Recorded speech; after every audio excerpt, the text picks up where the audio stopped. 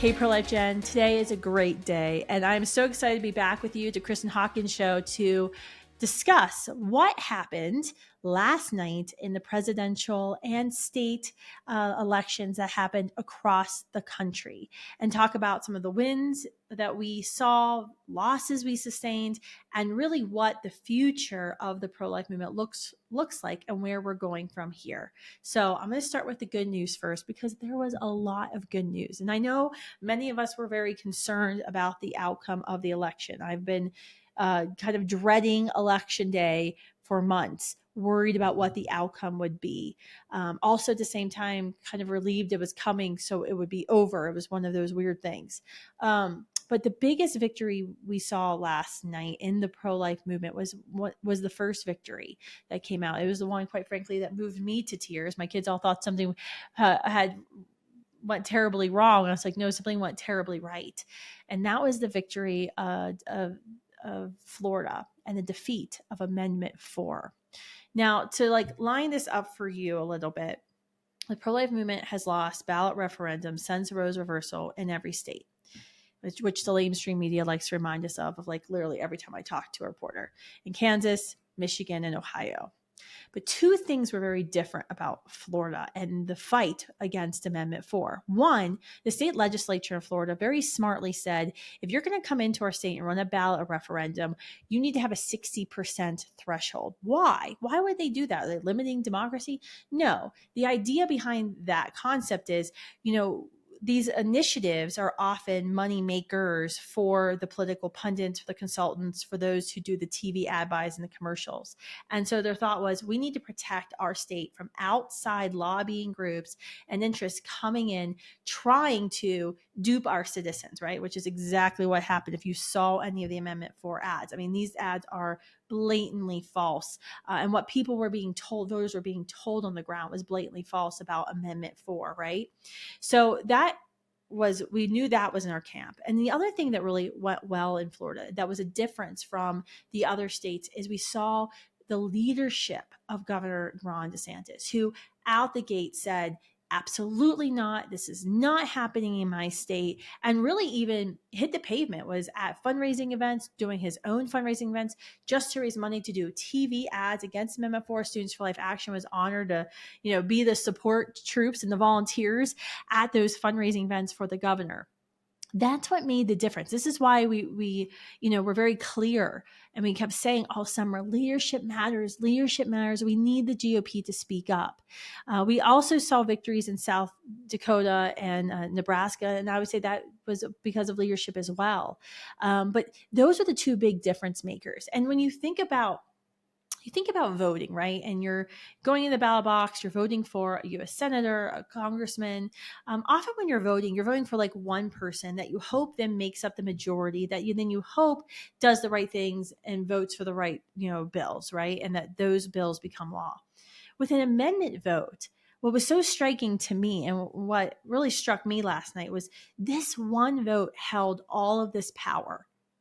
Literally, the lives of tens of thousands of babies were on the line with this vote. Because if you remember, before Students for Life Action and the pro-life movement got the state of Florida to pass the Heartbeat Abortion Prevention Act, that bill that moved Florida's abortion laws from 15 weeks to 6 weeks, Florida was one of the top 5 highest abortion states in the country. Top 5. 5th highest abortion rate, because it's an international abortion destination. Women were coming from Central South America into Miami for their abortions. Women from across the American South were going to Florida for their abortions. They had an incredibly high abortion rate that no one really ever talked about. When we saw the Heartbeat Abortion Prevention Act take effect, instantly we knew tens of thousands of lives were going to be saved. 50,000 babies a year. That's what was at stake last night with Amendment 4. 50,000 babies will not be killed this year because Florida voters rejected Amendment 4. It's massive. If nothing else would have gone our way last night, I would have gone to bed with a smile on my face, because I knew 50,000 babies. I mean, it's almost impossible to even think about. 50,000 babies will be born this year because of what happened in Florida last night. Massive, biggest biggest news of the night for the pro-life movement. Obviously, now some people are going to say, Kristan, the biggest news of the night was Donald Trump winning. I would agree. Donald Trump winning was massive. I think, though, we have to talk a little bit more about that, because it doesn't mean just because we saw this massive mandate for Donald Trump rejecting the extremism of the abortion lobby and Kamala Harris and Joe Biden's disastrous, 4 years of agenda, right? That doesn't mean it was a resounding pro-life victory. And I do want to talk about that, because, we saw a rejection of abortion extremism. Remember our whole abortion extremism tours and billboard tours that we've been doing. We saw a rejection of that. Yet we saw an embrace from the GOP, and really a victory in a lot of ways in, I guess you could say, abortion moderatism.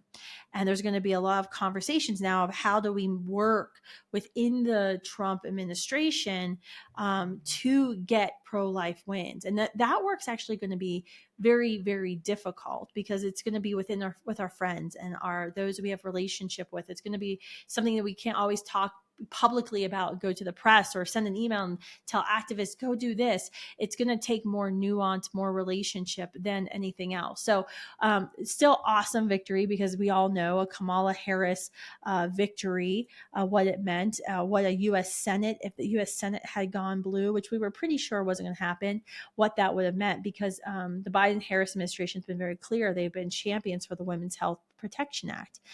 They call it codifying Roe. It's actually way worse than codifying Roe. It would have mandated abortion up until the moment of birth in every state, no matter what your state laws were, taxpayer funded, and zero conscience rights for medical professionals. I mean, this is why one of the reasons Kamala Harris lost the Catholic vote, was one of the first Democrats in recent history to lose the Catholic vote, because she literally said a couple of days ago on a national interview that she didn't think any healthcare workers with any moral, conscience, or faith objections to committing abortions, they should be treated with any respect, that there should be no exceptions. There should be no exceptions for medical workers, healthcare workers, when it comes to abortion, which is a step way too far and out of step with the majority of Americans. So Kamala Harris, a Democratic Senate, would have been disastrous for our country. I mean, Senator Elizabeth Warren was saying they wanted to end the filibuster so they could pack the Supreme Court either with new liberal pro-choice, pro-abortion justices,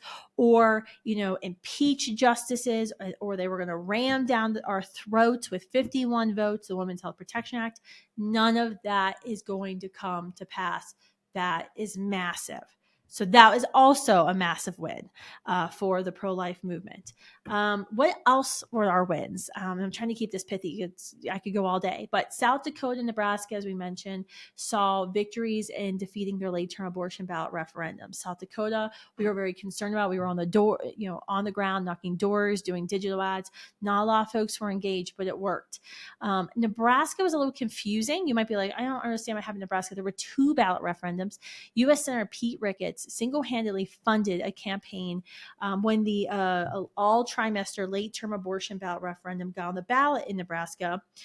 Senator Ricketts had an idea of introducing a ballot referendum that would put abortion in the Constitution, but only to 12 weeks, the first trimester. Now, we in the pro-life generation, we couldn't really support that, because abortion's wrong, even if it happens in the first trimester, and that's the majority of abortions. But the strategy was to deflect from abortions up until the moment of birth, and it worked. So the ballot referendum that would have allowed abortions up until the moment of birth in the state constitution was defeated. Now they will have a ballot referendum. They had a ballot referendum that won, that will say abortion is a right up until 12 weeks, which is literally the status quo of abortion law in the state of Nebraska per last legislative session that we were involved in, seeing that 12-week Prevention Act get passed. So we've got work to do in Nebraska. I don't know what's going on in Nebraska. We got work to do, but it was a win because the late trimester, all trimester abortion ballot referendum was defeated. All right. I've got Fox News up over here. I've been watching it. I think we'll see 4 U.S. Senate seats. Right now, we're officially at 3 that were picked up, meaning we've had pickups. So where they were Democrats in the U.S. Senate, now there's going to be Republicans. And that's the West Virginia Senate race, the Ohio Senate race, the Montana Senate race. I haven't seen the latest numbers from McCormick in Pennsylvania. That could be a pickup, as also Sam Brown in Nevada could be a pickup. So it could be as many as 5 pickups. That is massive. That's absolutely massive. The House of Representatives still has not been called.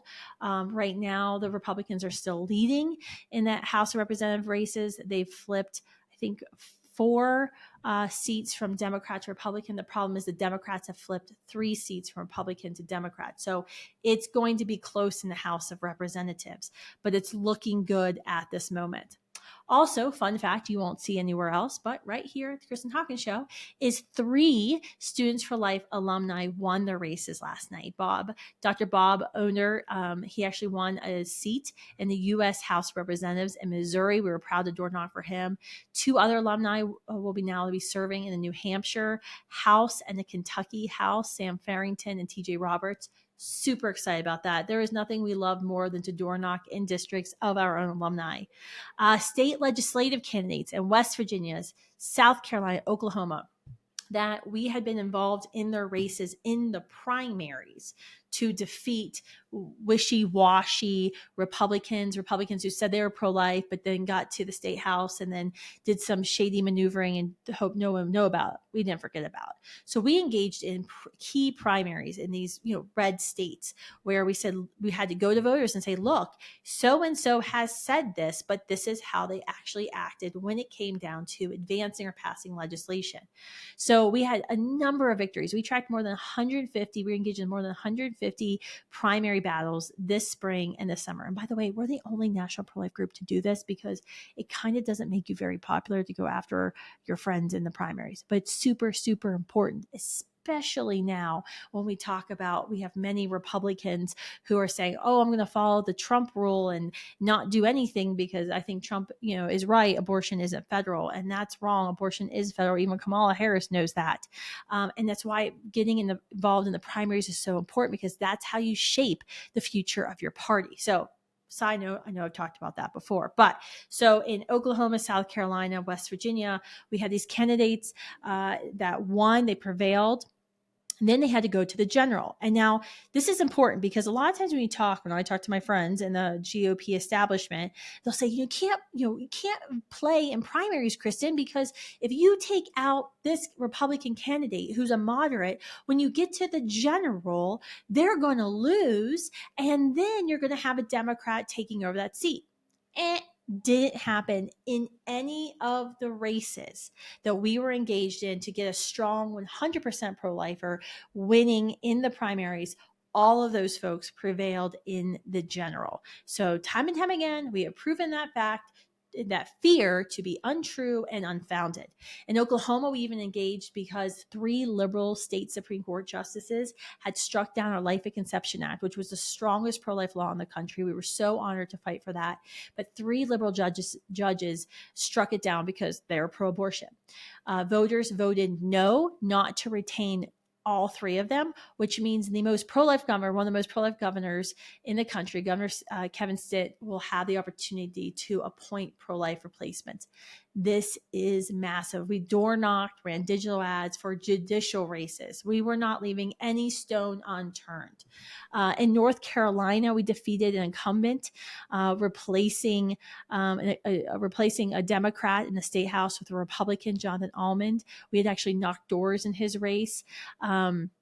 We had another representative who was elected, who we know for a fact our door making made a difference in his primary, who also won his general, meaning the North Carolina legislature appears to have retained its supermajority, which is very, very important because you need the supermajority to override the pro-abortion new governor's veto, which the old governor was pro-abortion.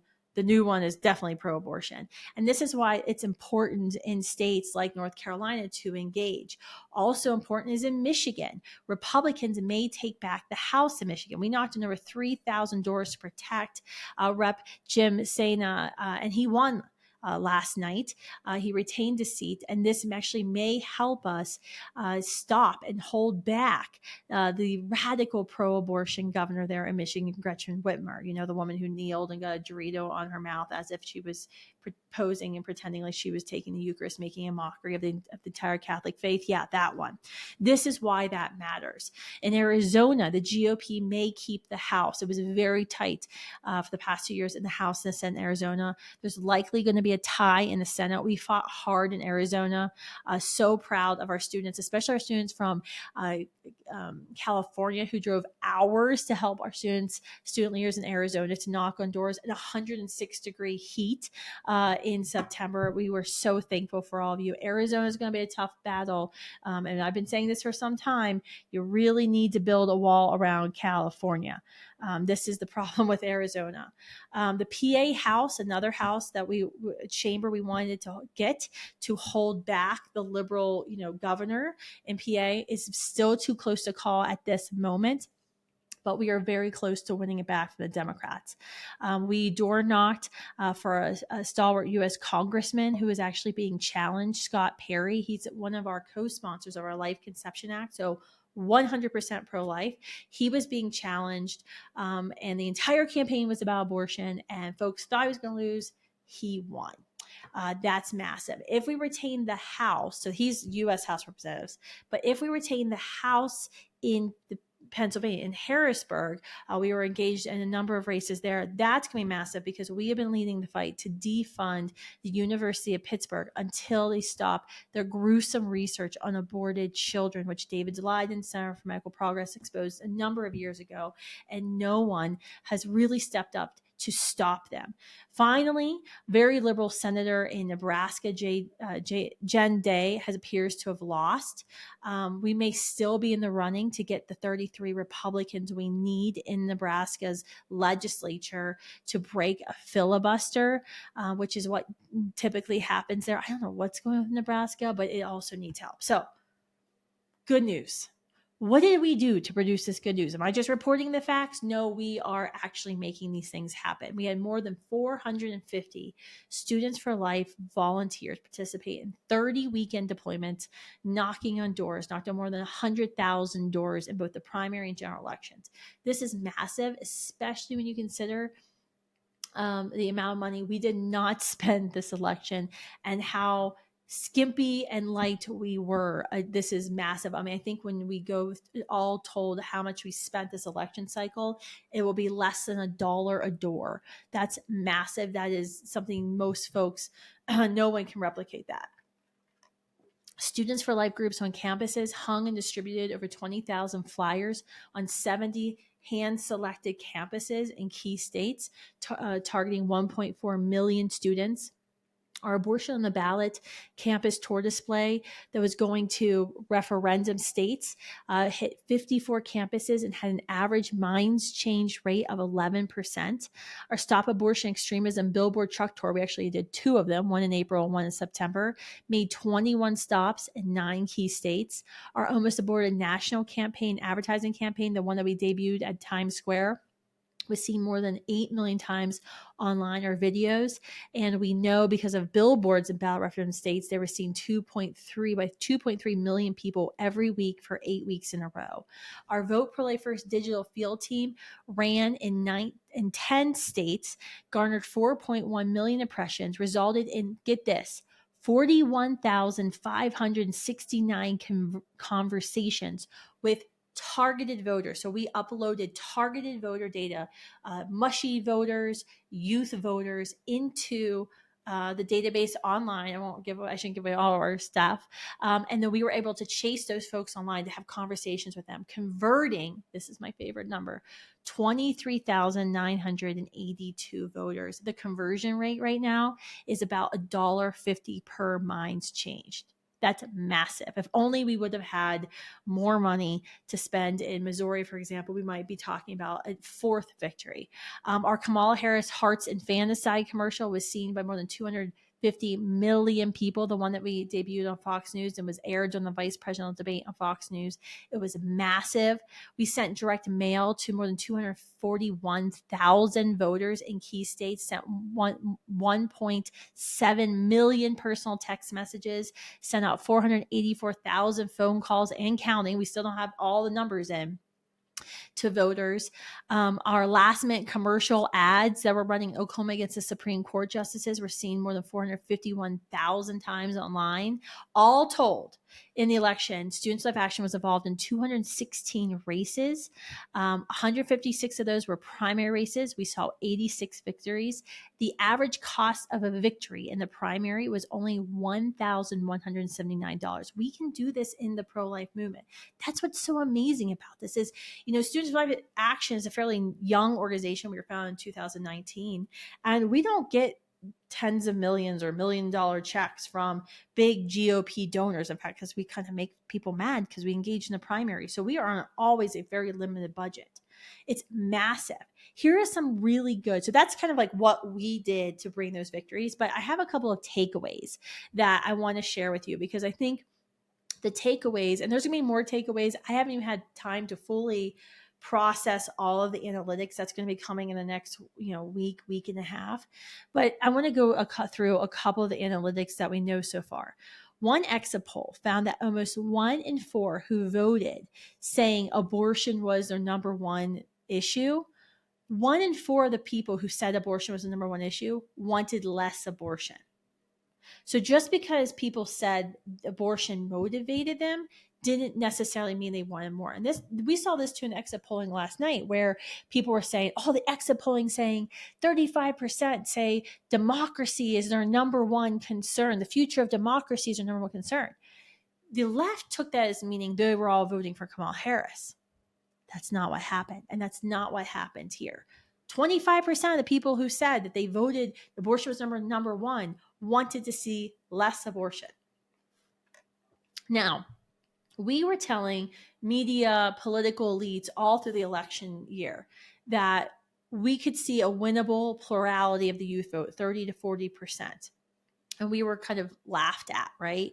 The youth vote, was being given this most wild pro-abortion ticket of all time. And, and I was even seeing on campuses, our staff is certainly seeing on campuses, the anger and hostility of young women who've just fallen hook, line, and sinker for the lies and the fear-mongering of the left on this issue. But more than 40% of young people rejected what Kamala Harris and Tim Walz were selling. Life won with young people. This is massive. Our ads, our digital engagement field team ads were seen by youth voters more than 1 million times. And like I said, these are targeted voters. This wasn't just like me going to Meta and saying, Meta, send this ad out to anybody between 18 and 35. No. These were targeted voters. We reached over 375,000 young voters in key battleground states. In Arizona and Pennsylvania, 72% of young people that took our mind-changing quiz pledged to vote pro-life first. That is unheard of. And the way we run our quiz is we ask young people what their view is before they do a true or false quiz. And then we ask them their opinion after. So I can say it's not just like, they saw the ad. No, they engaged with us, took a quiz, and we know they changed their mind on the issue. Like this was nuts. In Florida, for our digital field team, the cost per percentage point for Amendment 4 was roughly about 106,000 people, 106,073 people, which means 318,219 people shifting their votes would have flipped the result, right? So 318,000, that was the difference, the break difference. Estifilly reached 438,000 with our digital field team ads in Florida. And one of the best things I have, it's not a metric, I know I'm a numbers person, I probably bored some of you, is Lydia Taylor, our student spokesperson who's been out tour, texted me this morning, said, quote, and in Lydia's terms, y'all, someone literally just walked up to me on campus and said SFL's content helped them be more pro-life and vote for pro-life candidates. That's why we do what we do. That was Campbell College, North Carolina. Woohoo. Okay, taking a breath. I've been up for hours. Sorry if I'm talking fast. Next section we have to talk about is the thing you don't want to talk about. Not so good news. And I'm always keeping it real. I'm always going to be real with you, even when it's bad news. So bear with me. I'm sorry if I'm making you sad. Don't get sad, get mad, and get to work. Okay. And let's preface this with something. Trent Horn said something to this week earlier in his podcast that I'm going to memorize, right? He said there was an old saying. I'd never heard of it. Apparently it's an old saying, right? If you only wound the devil, there will be hell to pay. As I think about what the pro-life movement has faced since Roe versus Wade's reversal, that's exactly what's happened. We didn't end abortion with Roe versus Wade's reversal. All of us knew that. We knew the battle was going to get harder. It was going to go to 50 states, right? We knew there was going to be angst and there was going to be anger. I don't think, understand the level of evil that the abortion lobby would have about lying to women and fear-mongering to women about complete lies. I mean, think about what they're saying about miscarriage care right now in our country. See last week's episode for that. But we know they're pissed, and we knew they were pissed going into 2024. We felt it. I've seen it on campuses, right? I've taken the brunt literally of that on campuses. So we knew there was going to be hell to pay, and we are going to pay it, and babies will die. Does that mean we give up? No. The devil is pissed because we're effective. The abortion lobby has lied about the pro-life movement, has lied about what pro-life laws really mean and do. They've done everything possible. I saw one estimate today that they put more than $500 million into the abortion ballot referendum fights in the 10 states. And maybe the pro-life movement raised $30 million. That's what we were up against, okay? All of this, the devil is pissed. And we're going to lose sometimes. We're going to lose some of these battles sometimes. And the question is now, what do we do now? Where do we go now? What do we do? Here's where we lost. As I said before, abortion extremism lost. Who would have thought running an entire presidential campaign on the fact that you want to kill more babies was a winner? Obviously, they lost that. But abortion modernism won. That's where we're going to have the hard fight, as I said in our first segment, because Donald Trump, many of those folks that he's brought in under his big tent of his new kind of populist Republican Party, that's going to be a concern of how do we get them to actually act and maintain the platform of the Republican Party, right? That's going to be a battle. That's going to be a challenge. But we did see some defeats that we need to talk about. In Missouri, we lost by 100,000 votes on Amendment 3. We were massively outspent in Missouri by 30-1. What hurts is I knew there was supposed to be like this big grant that was going to be donated to folks in Missouri, and the person backed away at it. Had we gotten it, we probably could have won. Had Students for Life Action had an extra $100,000. If I'm converting voters online with their digital ads about $1.50, $150,000 would have made the difference in those 100,000 votes. It hurts knowing if only we had this much more money, we could have won. So we'll have to go back to Missouri, and we have chances. I think we'll have chances to go back to Missouri. But for now, abortion's in the Constitution. Now, there's other things states can do, and I'm going to talk about that in the third and final segment. It's not all lost. Arizona, we lost resoundingly with the proposition there. Arizona has a much bigger problem, and I think that most people will finally get it after last night, and how far left the state has really gone. Nebraska, as I said earlier, we defeated the late term abortion ballot referendum, but now abortion is enshrined in their constitution to 12 weeks. This still gives the legislature room to act to save lives, but we ain't done yet. We saw some defeats in the some Arizona House races. We were hoping to see some pickups in. That's some not so good news. As I mentioned earlier, the House of Representatives in Washington, D.C., the Democrats have flipped 3 Republican seats to Democrats. So it's going to be tight. if we can retain a Republican majority. That is important because when we talk about the next segment, what our marching orders are going to be for our leaders on Capitol Hill and what we want them to do, we're going to need all of them in place to defund Planned Parenthood. I can't even hold it back. So we did see some defeats. Absolutely. There are some disappointments. But we knew this was going to happen. And I want to reassure you that we knew it wasn't going to always be easy.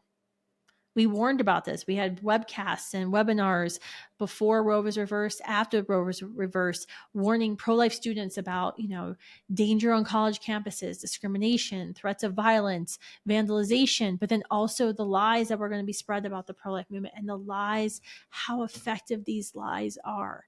This is why we're going to have to fight harder than ever before. We've got to get on the attack right now, friends, because in the next 2 months, the Biden-Harris administration is really pissed.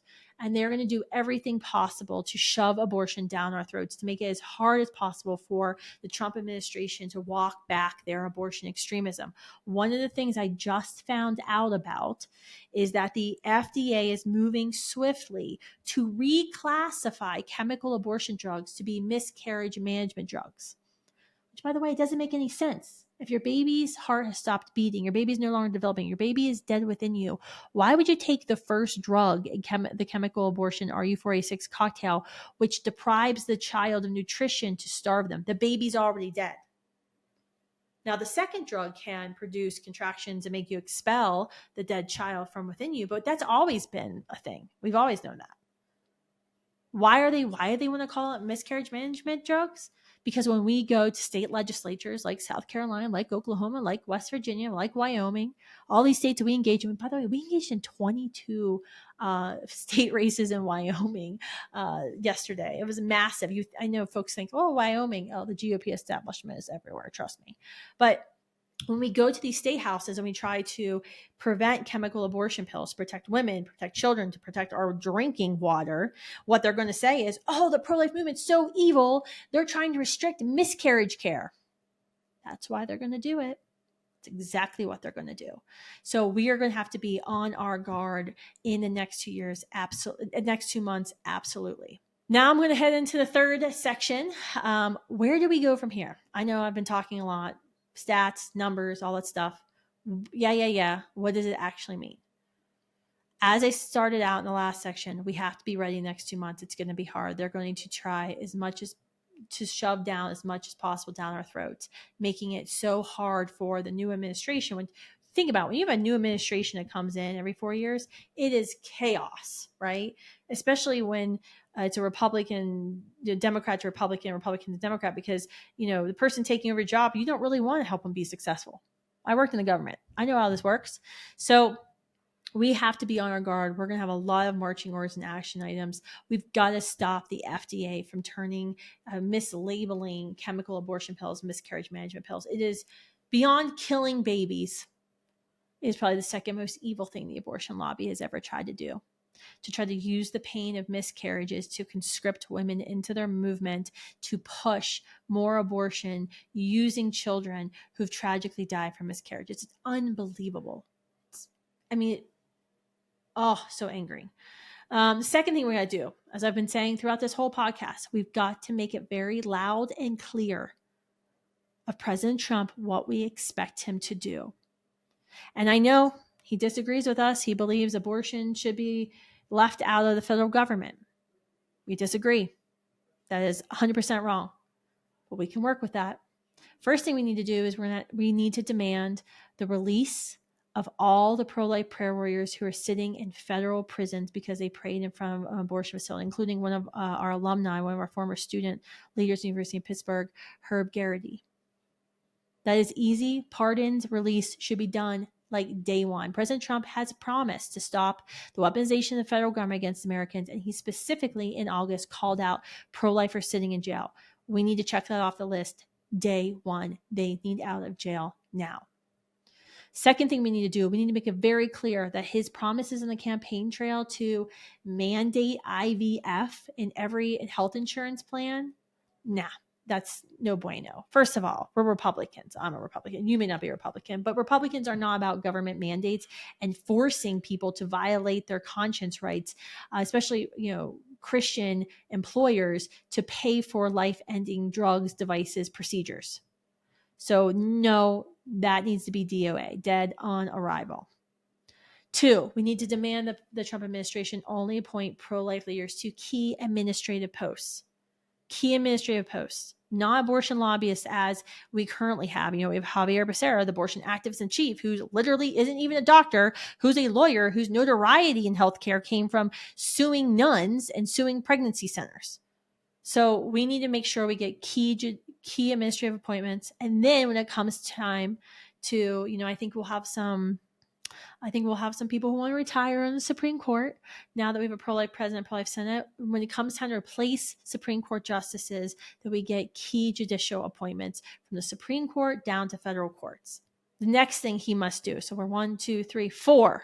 We must truly end. If President Trump wants to end the federal involvement in abortion, then we need to put our taxpayer money where his mouth is, and he must demand that Planned Parenthood go fund themselves. Planned Parenthood must be defunded and debarred, meaning they can't reapply for funding for several years because they've been charged with actual crimes, like frauding the whole state of Texas Medicare. It's already been proven. They literally settled that lawsuit. We need to stop funding Planned Parenthood. I can make a self-interested argument. Even if you're a pro-choice Republican, why the hell would you vote to fund Planned Parenthood? They literally funded your campaign opponent. You want to know where all this money came from, these state referendums? From Planned Parenthood and their supporters. Number 5, make America healthy again by ending chemical abortion pill pollution in our drinking water. And yes, it's in our drinking water. And oh, by the way, it will save hundreds of thousands of babies and mothers from the violence of abortion.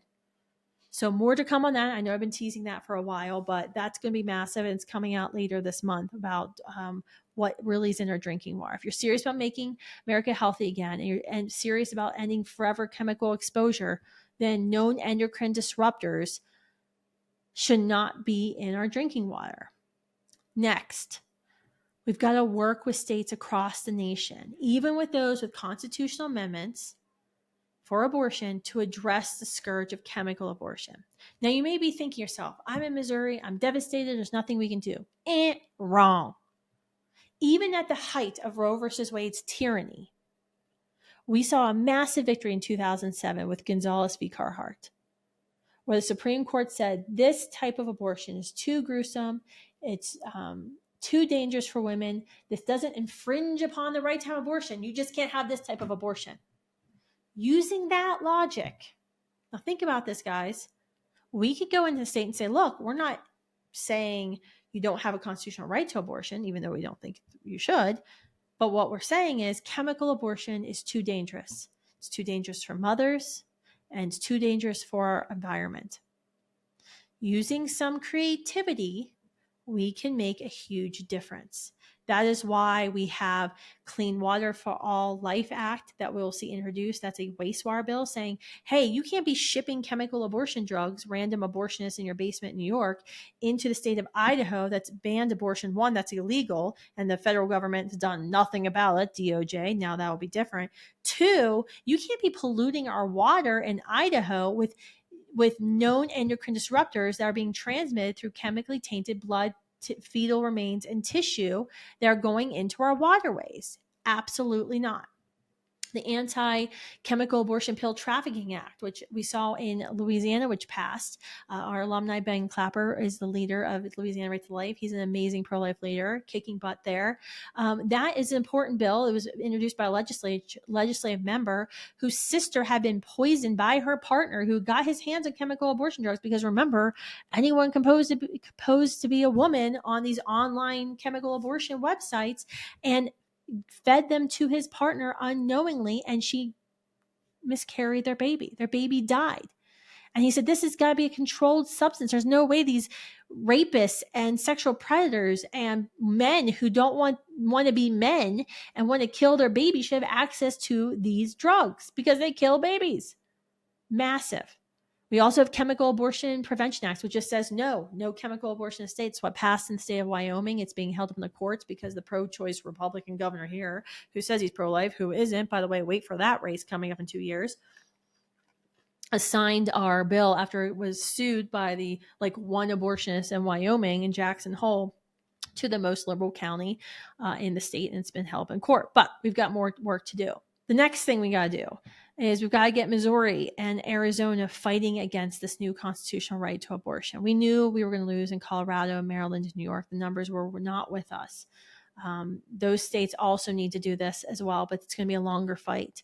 We've got to get GOP leadership in these states in the right positions, and they need to understand we are determined to work with them to right this wrong. And we also got to get to work changing the culture, starting more Students for Life groups, starting pro-life groups in every church youth group, restarting pro-life adult involvement, grassroots involvement. We have 40 Days for Life and Sidewalk Advocates, amazing organizations. But then when it comes to, well, who's the adult running the local, Apple Festival booth, or who's doing all the lit drop, everyone looks to the students. Where are some of these alumni? Where are some of these adults? We're a big tent in the pro-life movement. We have no age discrimination here. So that's why we launched at Pro-Life Generation our campaign for abortion-free cities for Students for Life alumni and pro-lifers of all ages to get involved. Take the tactics and strategies we deployed on campuses or using to change minds and change culture and deploy them in our communities. So yeah, that's just a little bit of my what we can do. All right, now we're back to the most fun part of the podcast, probably, is me reacting to videos, and I haven't watched any of these videos, so who knows what they are going to be. I'm just going to warn you now because I have no clue. It's so sad. Keep your religion out of politics. I don't care if I'm near death. I will never go back to Christianity. We need to pray for her. All because she can't have access to unfettered abortion.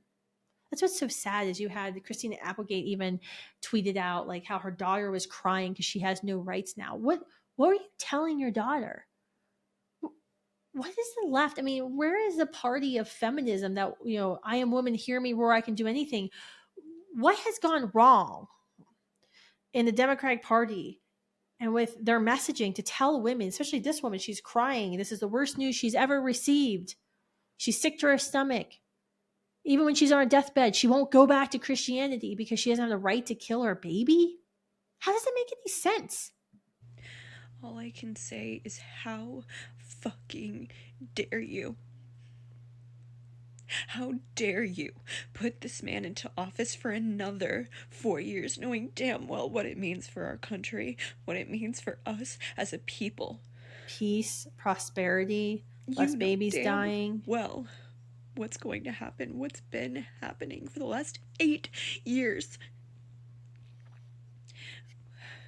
I first gained political consciousness in 2016 when I was 12 years old in 7th grade. For those that were under I'm 21 years old now. President, so I don't know what she's talking about. How the fuck is this still happening? All I've ever known politically is hatred. It's all I've ever known, and now it's just going to happen for another 4 years, and every candidate after him is going to be just like him. How fucking dare you? Wow. This is the problem with the Democratic Party's rhetoric in this election cycle. And really what been their rhetoric since 2016, that Trump is a dictator, Trump is a Nazi sympathizer, Trump hates gay people, Trump hates brown people, Trump hates women. Because now you have poor, confused, low information voters like this woman who are truly scared. I believe her. She's very scared. But why are you scared? Who has been speaking these lies into you? And by the way, it's politics. Yes, in the pro-life movement, and she doesn't seem like, she's in the pro-life movement. In the pro-life movement, it's not just politics for us, right? We always say it's not just politics. This is a human rights movement. This isn't just a political battle. But politics is important because it's life or death. As I demonstrated at the beginning of this podcast, Amendment 4's vote was literally life and death. But if you're pro-choice, if you're pro-abortion, right, you're not pro-life, it's just politics. It's not life or death for any baby because you don't think it's a baby that's worth living. Why would you let it ruin your entire life? Why have you let your entire, I don't know, your entire being be wrapped up into who's president of the United States? I think this is a reflection that you don't have anything else in your life to worship besides yourself and political leaders, fallen political leaders. If you're just worshiping yourself and fallen political leaders, yeah, you're going to be in for a rude awakening. I saw a video recently where a woman was crying and saying how she left Texas. She was unsafe. I mean, it's one of like the safest states, by the way. They carry guns everywhere to stop bad guys. But how she'll never talk to her, would never be able to talk to her brother again. It makes her sad, but she's also okay with that. You've let this get between you and your family? It's crazy. Ladies, I'm being so FR, I guess for real, when I say this. It's time to close off your wombs to males. This election proves more than ever that they hate us and hate us proudly. Do not reward them. I'm very much a radical feminist. I don't talk about that much, but I'm literally so serious. Guard your womb seriously. If you choose to be with a male, make sure he actually values and respects you as a human fucking being. This is ridiculous. You know what? I kind of agree with you. Guard your wombs. Stop having sex with random men and creating babies that you didn't want to create. You just wanted pleasure. And by all means, stop having sex. I'm totally fine with that. You don't seem stable anyway to bring a child into this life. Oh gosh, is this a video? Or no, okay. Doing my part as an American woman by breaking with my Republican boyfriend last night and officially joining the 4B movement this morning. Literally the same. Broke up last night. It was so hard because I love him, but I really need a reality check to put my boundaries first. So these are women on TikTok saying that they are broken up with the Republican movements. These are women on TikTok who said they were broken up with their boyfriends, one of whom this woman says she loved because they're Republican. And they're joining the 4B movement, aka celibacy. I'm totally fine if you want to join the 4B movement. I don't know where this term came from. 4B movement of four no's is a radical feminist movement which is purported to have originated in South Korea in 2019. Hold on, I'm Wikipediaing this shit. Its proponents refuse to date men, get married, have sex with men, or have children. You know what? If you're a radical feminist, join the 4B movement. It's not what's best for you. I think you'll lead a pretty unhappy life. We know women who are married, who have children, are the happiest women out there, the most satisfied women out there. But hey, you won't have children to indoctrinate into your liberal ways, because we all know children are made liberal. They don't come liberal from God out of the womb that we should be guarding. But join the 4B movement. Go celibate. I am all aboard this thing. All aboard. Sorry, I'm trying not to laugh. I'm trying to take these people seriously, but it is so hard sometimes. Ladies, we need to start considering the 4B movement like the women in South Korea and give America a severely sharp birth rate decline. First of all, we're already in a sharp birth rate decline. Elon Musk has been warning about this for a while, that we are well below replacement value. No marriage, no childbirth, no dating men, no sex with men. We can't let these men have the last laugh. We need to bite back. Last time I checked, didn't the Harris campaign put out an ad about porn and masturbation for men? So like, where were all these feminists mad about that? Because I think what they're kind of telling men is go take care of yourselves because you don't need women. I mean, that's kind of the whole one of the big problems with porn from a secular perspective, right? Is that men, especially college men, and this has been a concern from liberal and conservative women on campuses, aren't interested in actually having relationships because they can get access to porn. And they feel like they don't need a relationship or a woman, which is completely wrong and just wrong on a lot of levels. But yeah, go ahead, bite back, girl. Go be celibate. Good luck with that. I mean, I'll just be over here married, having sex with my husband every time I want. Probably not as many times he wants to, but good luck with your life. Okay, friends, time to wrap up this podcast, this very special edition of the Kristan Hawkins Show. Here's the bottom line. Democrats and Kamala Harris ran an entire presidential campaign, the first ever in the history of the world, on abortion, making the case that electing them meant more babies were going to die. And they lost ground with men, with independent voters, with Black and Hispanic voters, with Catholic voters, with youth voters, and with women voters. Everyone. This should not be a surprise, but I guess it is for some. So I'll say it again. Promising to kill more babies does not motivate Americans. It is not a winning campaign make. Things are looking good for us in the pro-life movement right now. We have some victories, but as I said before, the devil is pissed. He's been wounded, and there will be hell to pay. So the fight is not over. But as I often remind folks from General Nathaniel Green, especially for my friends who are tuning in from Arizona and Missouri, we rise, we fight, we get beat, we rise again. That is the secret sauce of the pro-life movement. Sometimes folks ask me, how did the pro-life movement win? How did the pro-life movement reverse Roe versus Wade? And I think they're expecting me to give them like some secret tactic or something we did or this massive influx of cash. The only answer I can give folks after all the studying I've done is that we persevered. We rose, we fought, we got beat, we rose again. We did it over and over every single day for 49 years. So we've got work to do. It's not going to always be easy. But last night we had some victories, and we should celebrate those victories because those victories mean lives will be saved. But let's get to work, Pro-Life Gen. We're made for this. Thanks, everyone.